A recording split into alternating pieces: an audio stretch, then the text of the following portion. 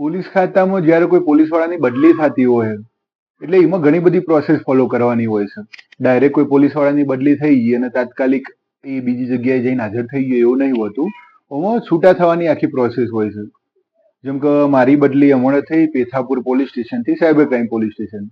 તો પછી અમે એવું હોય કે પેથાપુર પોલીસ સ્ટેશનના જે પીઆઈ હોય એ તમને છૂટા કરે એના પછી જ તમે સાયબર ક્રાઇમ જઈ અને હાજર થઈ શકો.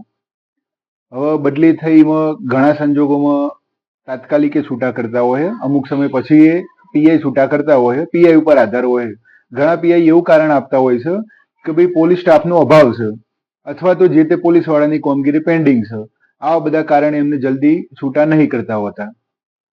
હવે છૂટા લેટરમાં જે એક પીઆઈ બીજા પીઆઈને એવું લખતો હોય કે ભાઈ XYZ વ્યક્તિને અમે આ તારીખે કચેરી સમય બાદથી છૂટા કરી અને મોકલી આપ્યા છે, તો તમારે તો હાજર કરી દેજો.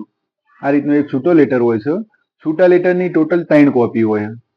સૌથી પહેલા તો આપણા જોડે 3 છૂટા લેટર આવી જાય, પછી એમાં જાવક નંબર પડાવી દેવાનો હોય અને એ 3માંથી એક જે ઓછી હોય કે ઓરિજિનલ કોપી એની જે તે પોલીસ સ્ટેશનમાં રાખવાની હોય.